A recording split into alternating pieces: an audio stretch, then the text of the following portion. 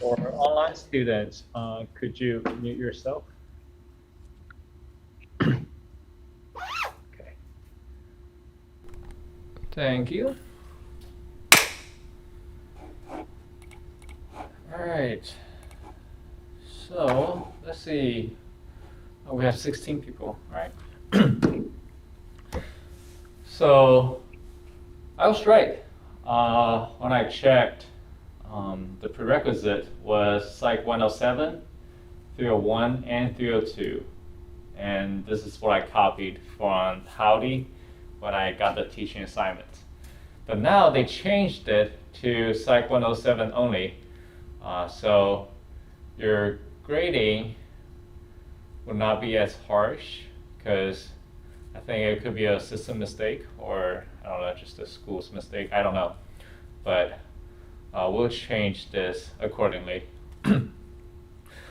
I think I remembered when we first formed the groups, I wanted you guys to have, I wanted you guys to have at least one person who knows stats. And I hope that's the case. If your group doesn't have anyone who knows stats, please let me know as soon as possible. Okay. All right, so today we're gonna talk about how to write a scientific report, and we'll finish chapter 5, which is the differences in person perception. So for the big picture, when you're writing a scientific report, you will usually have 4 steps. First one is your introduction, and then your methods, your results, and lastly will be your discussion. So you'll find examples and rubrics in the team project folder on eCampus. Please look them up and make sure you understand how it works, and try to follow as closely as you can with the example. And the rubrics will help you understand how I grade them. All right. Okay, so this is the hourglass shape, and this is how we want to think about when we write a scientific report. So in your opening, which is your introduction, it should be pretty broad. So you want to introduce relevant literature, explain why your study is novel hypothesis. And then you go to your knowledge gap. This will be narrowed down because when you talk about literature, it will be pretty broad. You talk about the background of your study. And then you want to be specific to your research question and the hypothesis that you use. So in your materials and methods, you will introduce your study system and explain methods such that a reader could recreate your study. So you want to be specific. And then you will talk about your results. So you want to objectively state findings focused on biological results using statistic for support. So here, for you guys, you don't have to use biological results. Just anything that you collect is sufficient. And then the discussion, it will go back to this part, and it will be broad again. So introduction and your discussion is going to be broad, and your materials, methods, results will be very narrow, very specific. Okay. Any questions on the hourglass shape of how to write a scientific report? You good? All right, we'll just see if people ask questions online. All right, so introduction. The purpose of an introduction is the following, and you want to answer them in order. So this is to introduce your reader to the general topic, and to guide your reader to your particular focus within that topic. It's also to reveal a gap in the research on that topic. So this means you're justifying the rest of your paper why you're doing this. And this is to provide a preview of how you will fill that gap, the research gap that you just discussed here. Okay, so here is the overall structure for your introduction. Usually we divide them into 6 sections. You have the opening, the topic funnel, the research gap, the method summary, the research questions, and your hypothesis.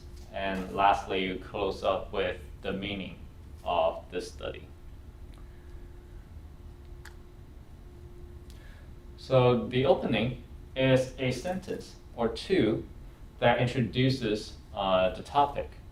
It doesn't have to be long.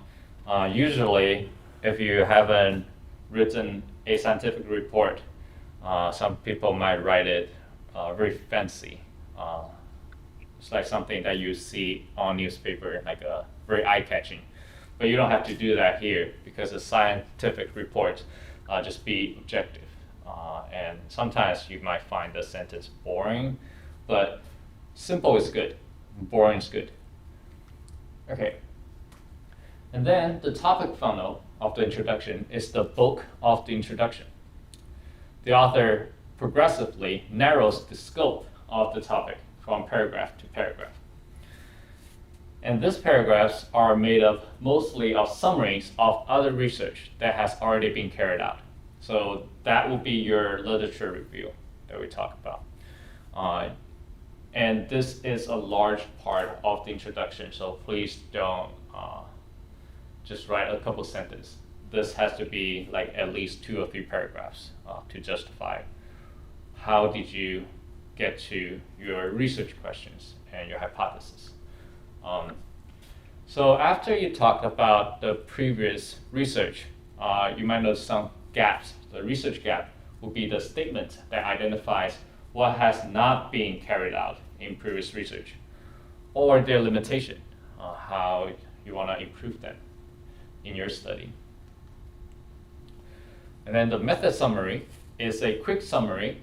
You can use 2 to 3 seconds of how the researchers, which is your team, intend to fill that gap. And your research question and hypothesis is the question that you ask and your prediction, like what will be the answers to your research question. And you want to make it very, very clear in your report. It should be very easy for readers to identify what your research questions and what your hypotheses are. All right. And then lastly, you have the meaning. That will be your final section. And it simply conveys to the readers what the broader impact of the results will be to research world or even the layperson's world. So sometimes I leave this part at the end after I finish writing the results and the discussion, because that gives me a better idea or a bigger picture how the meaning could be, and then I summarize it back to the introduction. A lot of times we work backwards when we're writing. After we conduct a research, we do analysis first. And then when we get the analysis, we'll kind of write about the discussion, and then we work back to the introduction. Okay. Oh, sometimes you can also start with methods, because what you have done, it's pretty straightforward, and you can do that without knowing the data. Methods is pretty formulaic too, right? Yeah, yeah. All right. So for your methods, the overall structures will be participants, your experimental design, you talk about your independent variables and your dependent variables. Then you will talk about your materials and the procedure of the paper. So when you are writing your procedure and when you finish it, you want to make sure your roommates or like a layperson or any college students can conduct your study based on your writings. So it's kind of like a recipe. You need to list out all the steps and make sure they're specific enough that other people read about it and they can conduct the same studies as you did. Okay. Okay. So in your methods, your first subheadings should be participants. And this will tell the readers the following information, like the place of recruitment. For example, I might say we recruited our participants in the ANN community, or of course you need to be very specific when you are writing, so you need to say like a public university. You don't have to name the university, but usually we say a public university in the South or something like that. And then you need to report the numbers of participants, and then the numbers of males and females, the average age, and any additional demographics that might be relevant to your study. So that will be under the participants section. After that will be your measures and design.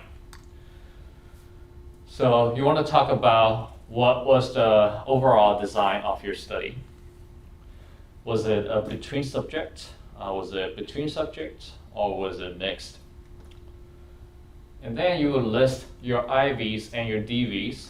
And if you have multiple levels in your independent variables, you want to list them out so that the readers understand how your analysis are going to work. Okay.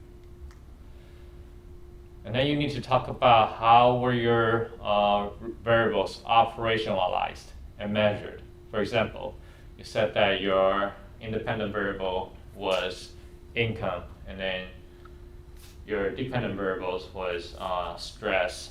How would you measure that in your study? Income, is it just monthly income, or does it include your house, your family incomes, all that? Okay, so Nathaniel says, what do you mean by the levels of IVs? So if you have taken stats, you should probably know this. The levels of independent variable is when you have an independent variable, such as, I'm going to use your group as an example. So your group has the independent variable as playing rock, scissors, papers, right? And then the levels will be a control group, and then a rock group, and a scissors group, and a paper group.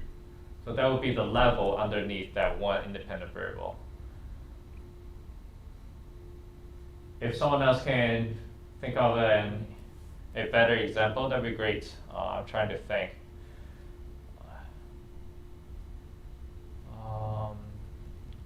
Levels. Oh, okay. Let's say my independent variable is love. I'm gonna use my study again. So my study, I'm trying to study whether love will affect people's impulsivity levels. Within love, I will have 3 levels. So one is sexual desire, one is intimacy, and the other one is control. I'm trying to compare them. So that will be the levels of independent variables. All right, good question. Okay. And then you need to tell the readers what was used to measure those variables. Or did you use self-report? Did you use a Likert scale? Did you use coding methods? Like you have people to observe people's behavior. Did people ask questions again? Or, oh. Gotcha. So yeah, you need to talk about how exactly you're measuring the variables. I think some of you lost a lot of points in your assignments. It's because you didn't talk about this. And if I'm the IRB, I wouldn't know how did you measure those variables. During the process, Are you going to harm your participants? So I don't know. And in your manipulation, what are you going to do to your participants? If you say that I'm going to show them clips, what kind of clips? So you got to be very specific when you talk about methods. Sometimes researchers even report the computer that they use, the refresh rates, just in case it has some kind of effects on people. And, sometimes if the computer has a lower refresh rate, the participants might not feel as comfortable as better monitors that has higher refreshing rates. So yeah, be very specific. And then the final sections will be your materials and procedures. You need to talk about what other materials were used in the study besides those main ones that you talked about. And then you describe the procedure or the order in which materials were administered to participants.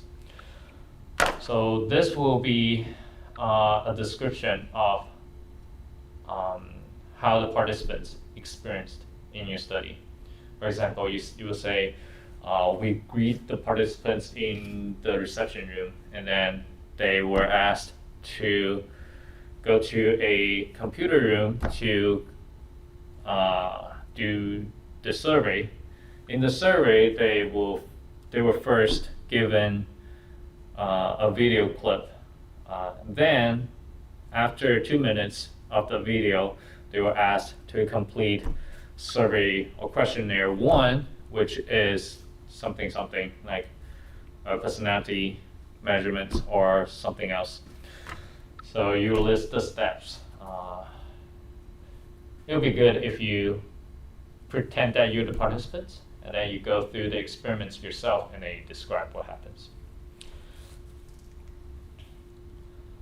So you also need to include your information, such as random assignments. How did you randomly assign your participants? Your stimulus presentation methods. Did you use like a video clip, or did you use PowerPoint slides, or did you use anything else like a piece of paper, etc. So you walk through each step of the study in details. Again, you got to be very detailed when you talk about your methods. Right. So for your results sections, you will describe and summarize the collected data and the statistical analysis performed on your data. You want to use sentences, not just numbers. Sometimes people might get a little bit lazy when they report results. They just list the numbers or like bullet points. Now you have to use paragraphs and sentences to form your results section. Sometimes you want to restate your hypothesis just so that readers understand which analysis is matching with what hypothesis. Sometimes you have multiple hypotheses and you have multiple analysis. It helps readers to match them up. Okay. When you report your results, you want to report your final sample, because sometimes when we recruit participants, we might exclude them during the process. They might feel uncomfortable during the study, or they just didn't finish, or there's an outlier. There are so many reasons that you might exclude one or multiple participants from your study. So you want to report your final sample. However, if you didn't have any exclusion, you might not need to report that. And then you need to report your descriptives. So that will be your means, your standard deviations. If you have taken stats class, you will know the difference between descriptive statistics and inferential statistics. If you don't understand that, please look it up. It's pretty simple, or you can ask me. I'll probably just give you a simple example and a definition, and then I'll send you some links. So, yeah. And then after your descriptives, you will report your inferential statistics. So what kind of test did you use? Like, did you use a t-test? Did you use ANOVA? Did you use post hoc after ANOVA? So make sure you report that as well. And then you report whether they're significant or not for the inferential statistics. Oh, by the way, for all of these sections, I have examples, paragraphs in the PowerPoint. So when you download the PowerPoint, you will see that in the notes sections. But you can also go to eCampus to look at the full example if you want. In your discussion, you want to describe what the data mean. So in your results, you kind of just list them out, and you don't need to explain everything in your result sections because you want to assume that your readers knows basic statistics. You don't want to explain what a t-test is, what ANOVA is. You just write out the results. And then in your discussion, you need to interpret that. So what does that mean? If your ANOVA is significant, does it mean that, yes, we found differences between, let's say, men and women, and then gender does make a difference in our study, or you need to interpret your results. So that will be your discussion. You also need to discuss the implications of your findings. So in the introduction, you stick to the facts of reporting past research and use this to make a case for your hypothesis. But in the discussion, you can be more creative in interpreting your results and how they relate to past findings. So you want to connect, you want to connect your discussion and your introduction. So it's like, yeah, you mentioned this, and then how are you going to answer that? Yeah. And this process will involve some critical thinking. A lot of times, after we conduct a study, we need to think of the implications of the study, and that might be pretty hard. It takes you some time to find out, okay, how can this be useful? And why should other people be interested in your findings? All right. So in your discussion, your first paragraph, you should recap and connect your results to hypothesis. It should be a short paragraph that reminds readers about your goal of study, your specific hypothesis, what you did, and why you did it. And then, still within this first paragraph, if your results were significant, you would say something like, the results support my hypothesis. You can't prove anything in science, so you can't say that, yes, the results proved my hypothesis or confirmed. We want to say support. Okay. If your results were not significant, you would say that my hypothesis was not supported, and you're going to discuss what might have gone wrong, the limitation of your studies, or your hypothesis, why this happened. And then if your results were significant, but in the wrong direction, let's say my hypothesis was that men had average longer hair than women, and I found out the opposite. I would need to say something like, contrary to my hypothesis, the results show women had longer hair on average, and I need to discuss why might this have happened. When the results aren't significant, it's usually a rather shorter discussion, right? Yes, in general, but it really depends, because if it's not significant and you have other exploratory analysis, for example, I'm saying I think men has longer hair than women, and then it was not significant. It might be the location. I say, okay, because I surveyed at a I don't know, in an island that is isolated from the world, so it might not be representative. And then I might talk about the culture. The culture may be that men and women should have same length of hair in that culture. What else? I'm just making up reasons. So that's why you need to collect a lot of other data that might be your third variables, such as their demographics and all those interesting stuff. So it might be the case that if it's not significant, your discussion section is shorter, but you still want to think about it, be critical when you're thinking about the reasons, and then discuss them. Okay, very good. Okay, so for your second paragraph, you want to talk about how do your results fit in the existing literature. So you want to compare or contrast, or compare and contrast your results to the results reported in your literature review, which is in your introduction.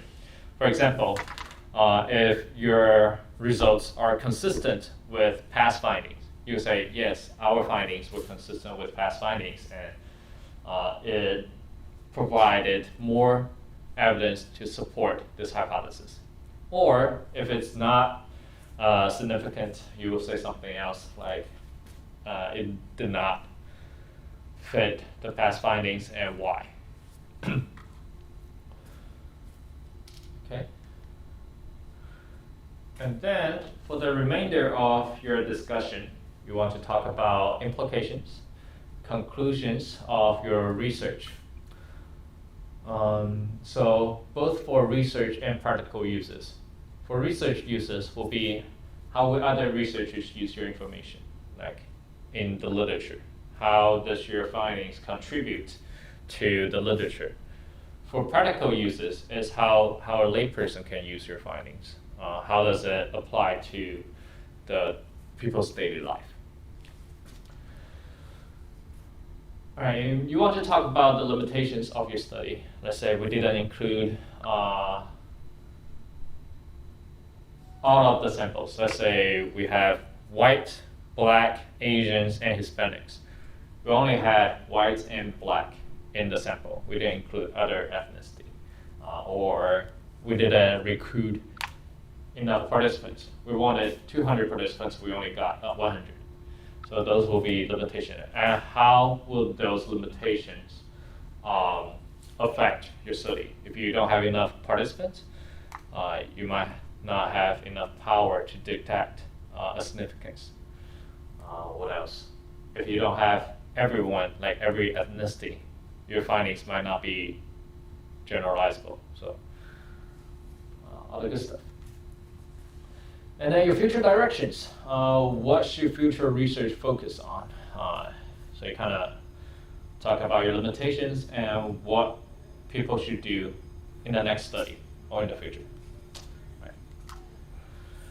For your final paragraph of the discussion, you want to end with a broad statement connecting back to your beginning of the introduction section. Again, think hourglass. You want to be broad, narrow, and then broad again. Okay. And you want to briefly comment on the importance of the findings. Again, why should a layperson or why should other researchers be interested in your findings?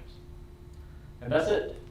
If you don't have any questions, we'll go to chapter 5. And we might finish this early. Okay. So culture differences, wait.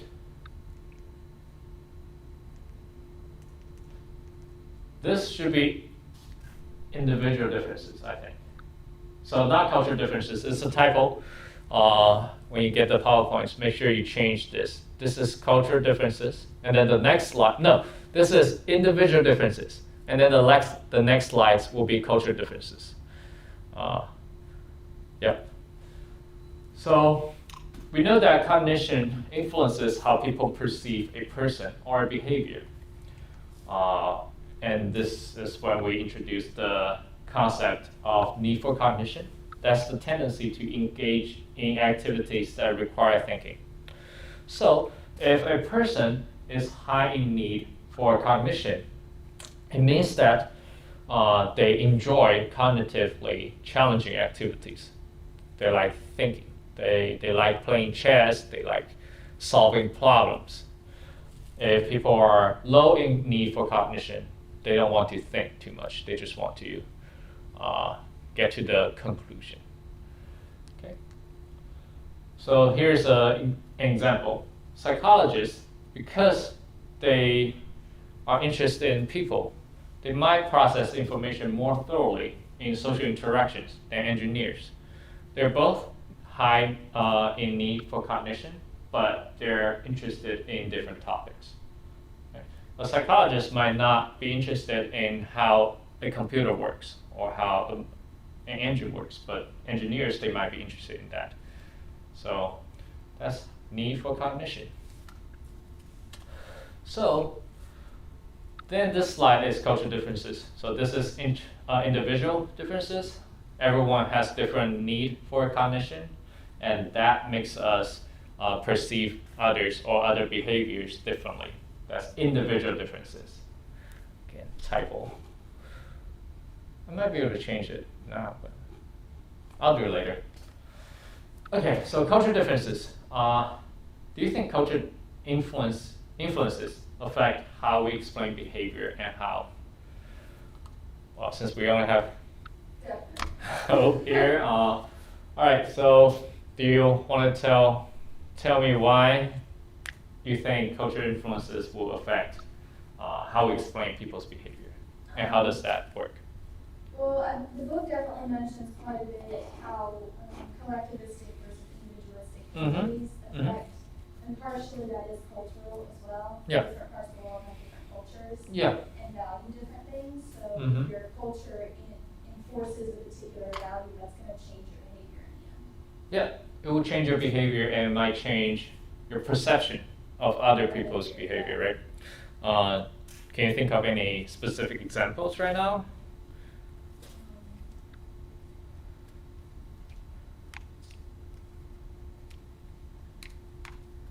It's okay. Well, I mean, the one I can think of is from a previous unit is how each culture looks at narcissism. Okay. So individualistic cultures tend to value more individualistic things, obviously. Yeah. And so we tend to be higher narcissism in a collectivist culture, which values more family and outward relations. So those cultures could be influencing how we view the behavior of narcissism. Very good, very good. So a very similar example would be if you look at sports. When the reporters ask, why did your team win this game? Individualist culture, the players might be like, our team was the best. Our team was awesome. We work hard. And then for a collective cultural, they might say something like, oh, it's our coach, he's awesome, and we had a good coach. And the other team, they were good too, but they might have an off day or something like that. So they think more about the situations. It's just a tendency. It's not like 100% true for all the cases, but yeah, we just noticed this like patterns of the differences. Very good. So social cultures, collectivist and individualist, there will be differences. What about family cultures? When people have very different family cultures, like whether you are religious or not, how you view about academic performances, or do you view other things more importantly than school? Yeah, definitely it has to do with what specifically that culture values. Mm-hmm. So whether it comes from a bigger, scale of the entire society to the smaller scale of family. Mm-hmm. And so they value what they put emphasis on. Very good, very good. Well, since we don't have too many people here, we can't really have a discussion, but we'll just continue. So research shows that fundamental attribution error, if you remember what that is, are more widespread and pronounced for Western cultures. Can you think of any reasons why?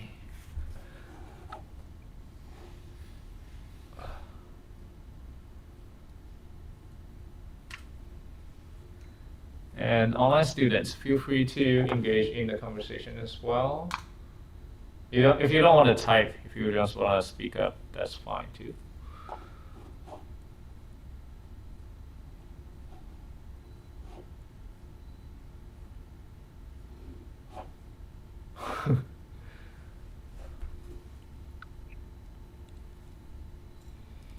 Well, isn't fundamental attribution all about underestimating the situation? So Western cultures put more emphasis on the individual, maybe that's why. Yeah, yep. Pretty simple explanation. Very good. Any questions for what we just talked about individual differences and cultural differences of how we perceive others and their behavior? Here we have one comment. What family and ethnic culture difference did you talk about? I can't hear people there talking in classes. We didn't give any specific example. We're just talking about, Hope was just talking about from a larger scale, which is cultural differences, to a smaller scale like family or ethnicity. Those cultures can make a difference on people's perception. That's what you talk about, right? Yeah, I mean, families obviously influenced by the bigger social, but sort of differences are sort of similar. So whether your society puts emphasis on political affiliation, for example, versus your family. My family's not super big into talking about politics, but another family might, and that might influence how they perceive politics. Yep. So yeah. There are a lot of subcultures within the larger cultures, like whether you're a collectivist or individualist, and under that there are so many different cultures, and all of those can affect how you perceive others. All right, I hope that answers your questions. All right, activities.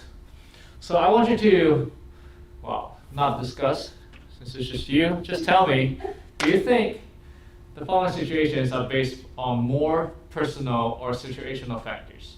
And it might be kind of sensitive, but they're very important topics. If you don't want to do this, you can just... All right, yeah, agree. Okay, so Jojo is only 10, but he's morbidly obese. Is that how you pronounce it? Morbidly or? Morbidly, thank you. But he's morbidly obese. Do you think that's more of a personal factor or a situational factor? What do you think? He's only 10. It could go both ways. Can go both ways. Explain. If he's 10, or she or he, or it's a he, in school at 10, then it could be the food that the school served, the situation. But it could also be personal, and maybe that's what's... Wait, what? Hold on. Light just turned off. Okay. Oh, it's still on. It could be personal as well, depending on what maybe the cultural family situation is, that if there's food on the table, you eat everything that you get, sort of thing. So it could be personal as well. And then the chat has some situations. Yeah. All right, let's see what do people say. Situational. How he was raised most likely had a huge factor on his lifestyle and eating habits. Situational, because he doesn't have the ability to make his own choice. Well, if he doesn't have the ability to make his own choices about, because he's 10, so he doesn't have. He's a little young. Okay. he was probably also more genetically predisposed to gain weight quicker. What if he's diabetic? So yeah, situational, very good. That's very interesting. And it might show cultural difference here. A lot of people here will think, yeah, it's situational. I don't know if it's just, I don't know, people trying to be very politically correct nowadays, or people are just being more considerate, or I don't know, more snowflakey. It might be. I mean, it can go both ways. Yeah. I mean, anything. So if you go to Asia cultures, people would just tell you straight in the face like, hey, you're fat, you need to lose weight. And they think it's your personal factor. Like you don't have enough like self-control. Like you should know how much you should eat. And you know getting fat is not healthy. You need to have control. I can see that for maybe someone a little bit older because they're making their own decisions, they're making their own food, Mhm. they're buying their own food. Yeah, They're yeah. only 10. Yeah. So, Yep. Well, if you're 10, you have It's still- limited choices. You have some choices, but they're limited. yeah, but you still have the ability to make a decision how much you should eat, right? If people are not forcing them to eat. Yeah. So that's still personal. Like if you're younger and you don't know self-control, that's still personal. It's not like situational. Yeah. And it could be situational. Well, in the U.S., your portion size has gone up. Your fries has gone up 250% from 1960 to 2011. Your burger has gone up 457%, and your drink's gone up 500%. It's crazy. The portion here is so much larger than the ones that I had in Asia. That's situational. So there's a study showed that people will eat more simply because the portion size is larger. Yeah. Yeah. Could be either. It could be personal or it could be situational. Very good. Next, Las Vegas shooters shot many innocent people. Do you think it's personal or situational? I know we covered this earlier in the chapter, so it's both depending on the culture. Yeah. In your opinion, which one plays a bigger role? Both. Both? Okay. Because they very obviously, if you're shooting someone else, Uh-huh. you have gotten to the point where you can shoot someone else. Yeah. So there's a mental cognitive factor to that. Uh-huh. It's a hot topic. I'm kidding. Yeah. Hot. But it's also situational. You had to have gotten the weapon from somewhere. Yeah. So if you had to pick, do you think it's more personal or situational? If you had to pick. I guess I would say personal. Okay. So now let's say we have $1 million to try to improve mass shooting in the U.S. and we need to focus on one topic. Only one? Yeah. We need to spend all that money into either personal, like we want to investigate what happened to this person and like does he have mental illness or the situational, like gun control or anything else. If you have to pick, which one would you pick? I think I'd choose education. Education. So would that be focused on personal or situational? I suppose it would be personal, Okay. but within education, you can also teach safer rules of, Oh. this is how to deal with your emotions, but Mhm. also here's how to safely wield these weapons and not hurt somebody else and make sure they don't get to that mental point where they can shoot somebody. Yeah. Yeah. Very good. But sometimes you know that psychopath or sociopath they can experience emotions. Yeah. Uh, Yeah. regularly. Oh, there's some people say personal, both. This one's hard, personal. Huh? It's a really tough one. Yeah. But I think something might have happened to cause them to break and do that. Personal maybe could have been preventable if the shooter knew how to handle anger with therapy and stuff like that. Very good. Yeah. I also agree. Could be personal, like mental illness, or it could be situational, like uh, it's easier to get guns here in the U.S. compared to some other countries. What else? Situational could be the society is treating this person unfairly, but Yeah, the stigma around mental illness makes it Mhm. difficult to treat mental illness. yeah, and you know, life is unfair. There's, I mean, there's some fairness, but we just know that life is unfair, and that some people might not handle it as properly as other people. Very good. Well, personally, I think it's more personal, and I think that if we spend more resources on studying people, their behavior patterns, it's more efficient and it's more effective to handle this kind of behaviors than, let's say, have gun control or something like that. Yeah, it's more, in my opinion, it's more personal. It's definitely a tough one. Yeah, yep, All of these are, but yeah. yep. Next, JoJo is suicidal. Think it's personal or situational? This goes back to the last one too. It Uh-huh. can be both. Can be both? Personal as in we know that there are some genetic links. Mhm. That there's some personal dispositions, some personality traits Mm-hmm. that are more prone. Yeah. But it can also be situational. Like, suicide rates are higher for people who are homeless, for people who are in bad situations, and it's not always their Mhm. choice in that situation. You can't control whether or not you lose your job Yeah. in a recession sort of thing. So, Yeah. but Yeah, very good. I agree. So it could be both. It could be that you don't know how to, not that you don't know, but your ability is not as good in terms of self-regulate. Chaz has some ideas. Okay. And maybe this person is more sensitive than other people. They react more aggressively. Could be, and it could be personality traits. So situational is her decision to do the act, but it's typical the situations around her that push her into it.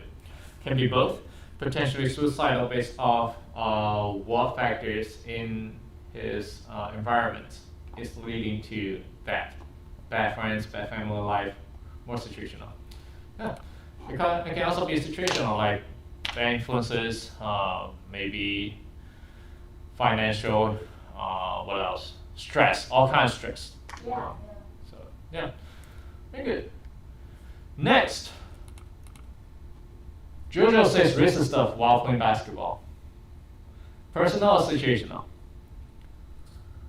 situational. You have to learn it from somewhere. Situational, right? Okay. Well, I'm not gonna wait. Okay, so it could be personal and it could be situational. So personal, it could be the person just racist. They don't like other ethnicity.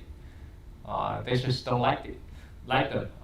Or it could be situational that they grew up in a smaller town.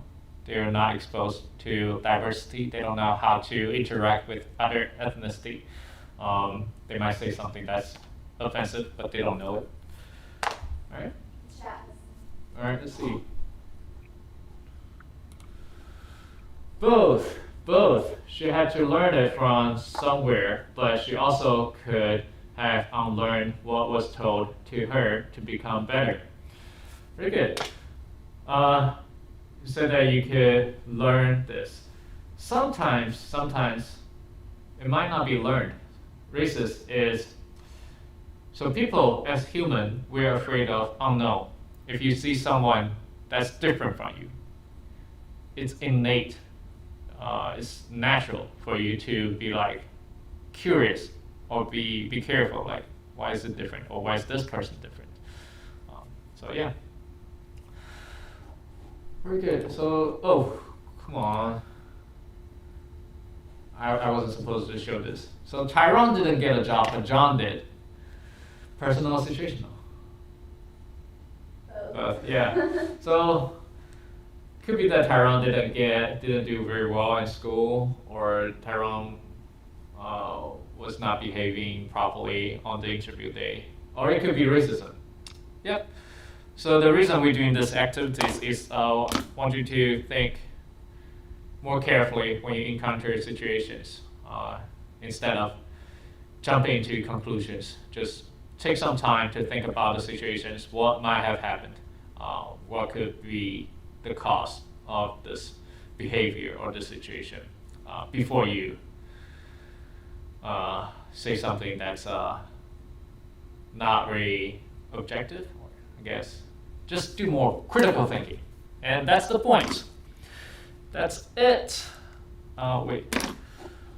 So reminder, do your HiCA evaluation. It will be helpful for me to improve the class. And then do your quiz 6, I think. Quiz 6 or 5? I think it's over chapter 6. Okay. But it's the 5th quiz. Okay, all right. So remember your quiz and your PICA evaluation. That's it. Have a good weekend.